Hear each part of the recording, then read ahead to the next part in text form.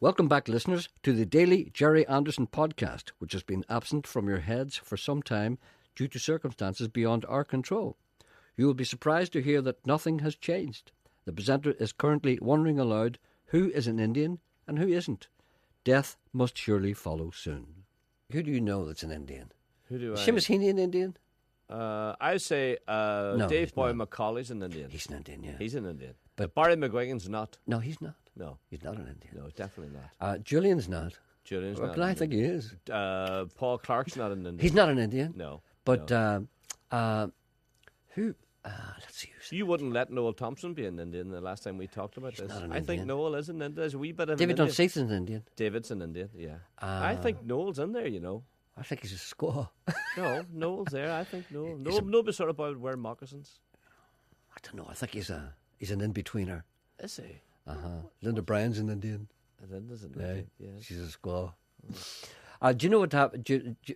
One of the strangest things, one of the funniest things I ever heard about Indians was, I remember being in America one time talking to these Navajo people, and there was a movie. What was it? Was it the? Oh my God, I can't remember the name of the movie. I don't like the word. I'm not comfortable with the word movie. All right then, I'm sorry. Picture. I think that's better. Picture. We weren't brought up with movies. That's one of the words that nobody except people from Northern Ireland can say. Picture. And do you know the other word is? The other word is that nobody from anywhere else pronounces the same way as we do. Situation. Situation. The people in Northern Ireland say situation when they're talking about the troubles. They always say the situation, as you say, situation. Usually, anyone talking about politics or their troubles, count them many times, say situation. Anyway, I was telling you, there was the Navajo. They were telling me there was this particular movie. I can't remember. You said it again. Picture. This particular picture. A John Ford movie. I can't stop saying it. John Ford film. People will remind me that what he did was he asked the Navajo braves who were actually acting, he asked them to speak amongst themselves, and when they were talking to the white man, I think John Wayne was in it. It may have been what's the one? He says, "You speak pretty good English for a Comanche." Was it at the Searchers? It might have been the Searchers. Now it might have been the Searchers. Don't hold me to that. I won't. But it could. All right. It could have been the Searchers, but apparently John Ford had this idea that they had actually Indian. They weren't actors; they were Indians, and they were Navajo, and they were supposed to come up against these white men, and then they would shout things at them. You see, and Like wise up. no, they would shout things in Navajo at them, and various things. So John Ford said, just use your own language. Just say, we don't want you in our land, that kind of thing. Get away, white man.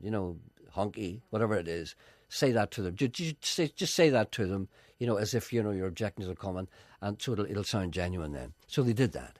And for years afterwards, you know what the Navajo used to do? They used to rent out the movie, and they'd all sit around and get a six-pack and then watch it.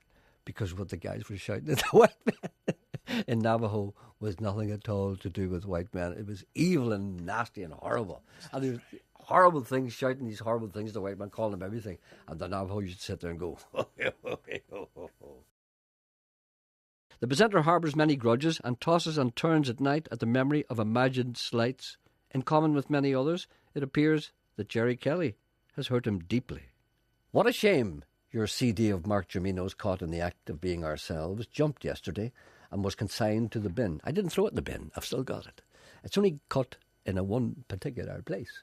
Germino wrote a wonderful track about an off-the-rails DJ called Rex Bob Lowenstein, and I remember an interview with him and the late lamented Roger Scott, BBC Capital Radio London, when Germino told the story of a DJ who locked himself in a studio and railed against his company's playlist by playing nothing else but Waylon Jennings records.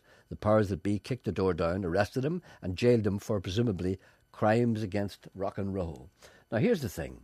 If you, God forbid, went off the rails and locked yourself in the studio, what would you play to protest against the system? I know Sean would play Dave D, Dosey, Ficky, Mick and Ditch. What about yourself? I think I would play Gil Scott Heron.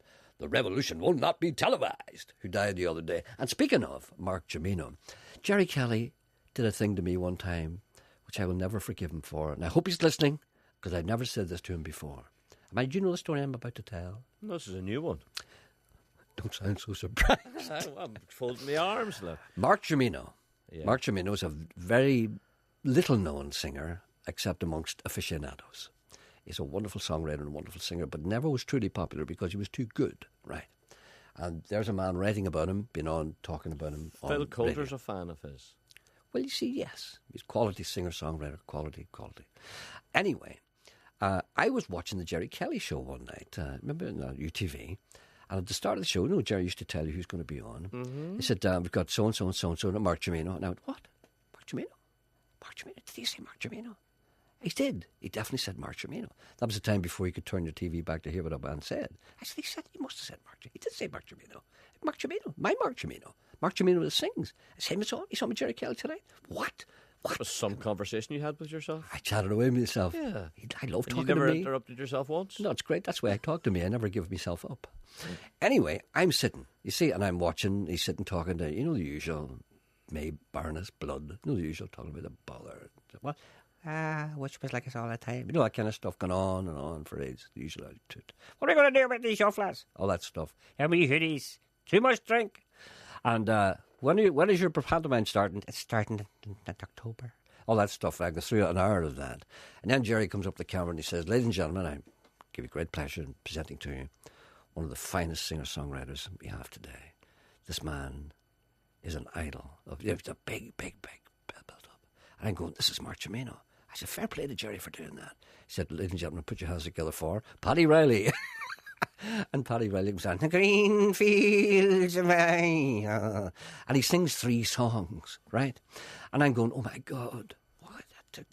Could I have made a mistake like that? Mark Jimeno doesn't sound like Paddy Riley. And Paddy's going, and he's interviewing all about his life. And he's talking about being Paddy Riley and being Paddy Riley, playing Hurley and Paddy Riley. And isn't it great now? And the new album, everything's great, everything's wonderful. And I'm sitting going, my God. I said, I'm not giving up because he did say Mark Jimeno. So it's the end of the programme. I'm looking at the clock. What was it over at 12 at that time? Wasn't it 10:30 to 12? Wasn't it 11:45? Very late, yeah. And I'm good. And I'm watching the whole programme. And it's like 2 minutes to 12. I says, ladies and gentlemen, thank you for joining us tonight. Here's Mark Jimeno. I went, what? And the camera goes up to Mark Jimeno. And he starts to sing Rex Bob Lowenstein. 1 minute. And then the credits went up. And they gave Paddy Riley 3 songs and talked to him for 20 minutes. And I went, I hate Jerry Kelly, I did. But I made it up to him afterwards. Because now he's part of our family, Sean, in the BBC. Poetry is never far from the presenter's mind as he sees our native poets age pitilessly. Never shy at hurling at the dimming of the light, he laments the passing of Ulster poets and writers who would drink heavily and talk like this. Who will replace them? Nerds on laptops? I think not. 50,000 tons of steel breasting the ocean wave. Not a soul on board had dread or fear of meeting an ocean grave. She cannot sink whate'er be tide. That was the boastful cry, and the people standing on the quay cheered as the ship went by. Nobody speaks like that anymore. No. Everybody used to speak like that in Northern Ireland. Did you ever go to the Arts Club? No. The Arts Club was an arts club. Right. And I can't remember where it was. Was it in the Arts Theatre? I can't remember where it was. It was a long time ago. Somebody brought me one time. Be an ideal place to have it, wouldn't it? Now, don't be so sarcastic. And do you know who brought me there? No, I won't tell you who brought me there because you might be embarrassed. No, it was Tony McCauley. The late Tony McCauley. Wonderful man. Yeah. And he was a great singer and a very literary man. And he said the Arts Club was great because it was full of poets and men who talked like that. And he brought me one night. And there was people like John D. Stewart and people like that all sitting around. And it's like a place you'd have met Tyrone Guthrie about 40 years ago. And they're all sitting around talking like that. And everyone was saying, have you seen the new film featuring Brian, whatever his name is? It's a wonderful film. And it's great. I think the light and shade, the camera work is wonderful and the lighting is absolutely marvellous. And everybody had that same accent. And now they talk about this. I'd have another drink. I'll have a pint of stout, please. I'll tell you what. No, I cancel that. I'll have a small brandy with perhaps a little ginger ale, if that wouldn't be too much bother, innkeeper. And maybe perhaps I'll have a monk by the neck. Ha, ha, ha, ha, ha. And they all talked like that. And there was about 80 of them. Every man speaking like that. And I haven't met a man speaking like that for ages. They're all dead now. Nobody speaks like that anymore, except Seamus Heaney. And even he is quieting down a bit. He's got quite quiet. This is how Seamus Heaney speaks now. He used to speak like that when he was younger. I wonder what Seamus Heaney talked to the Queen about. Excuse me, Your Highness. I was just wondering. My dole was a little short last week. I'm wondering if you knew anyone that could perhaps make up the shortfall. Because after all, I'm depending on my gero. Because the royalties from Finnish books of poetry wouldn't keep a man like myself. Of course, I did win the Nobel Prize. I got £250,000, but you don't see that in your pocket. Great. Seamus Joe, I'm going tomorrow. Yeah. No, Seamus Heaney's great. Seamus Heaney's a genius. But he doesn't rhyme, which is quite difficult. But Seamus Heaney used to talk like that, but now he talks a little like that because he's become more mellow. And if you're talking to him now, he's talking about stones that speak and about the way the centre cannot hold slouching towards Bethlehem. That kind of thing. He's much more relaxed. Remember we were talking about Michael Caine used to talk like that, but no, you can do that, can't you? No. Michael Caine used to talk like that. I can't do it. Can you do him up like that? No, but Michael Caine talks like that now. He talks like that now. Yes, he's talking like that. Did you see Harry Brown? Yeah. Failure to maintain Michael Caine. Failure to maintain your weapon. The presenter often has to deflect interrupters from talking about shoe shops. Most times he succeeds, but failure is always a possibility and is forever lurking on the horizon. Can I ask you something now about modern-day shoe shops? Yes, you can. You see, when you go into a shop to buy shoes... Yes. And you may see half a dozen shoes or a dozen shoes on display. Is that all the shoes they have? No, they're all in the back. No, but I don't mean that. Is that all that what style they have? They might have hundreds of those shoes at the back, but is that their entire range? No, there's a new theory now which indicates that less is more. They feel if somebody goes into a shoe shop, remember you used to go into a shoe shop and there was nothing but shoes everywhere? That's what I want.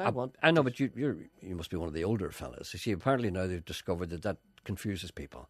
So they need a lot of space. See, they have one shoe here. There was a shop like that. I talked about this shop before, and I think it's gone now. It was the greatest shop ever. I think it was in either Ocher or Clogher. Ocher or Clogher. It wasn't 5 Mile Town. I think it was in Clogher. There was a shop. Do you hear that? I heard that. Yeah. Someone stuck in my windpipe. You'll not be running the marathon. Anyway, also in the shop window. You look in the shop window and you might see, again, 4 or 5 pair of shoes. And you look and you say, no, there's nothing there I like. And I walk on. I'm a very bad shopper. And I was just wondering, it means that you have to say, no, I don't like those. Have you anything else? And then this person's running out and then bringing in boxes of shoes. Do you think I'd be shoe there? Do you think I'd be shoe there? So that's what I want to know. Is that their entire stock that you see in the shops today? What? Thank you for listening. Won't be back now for a while.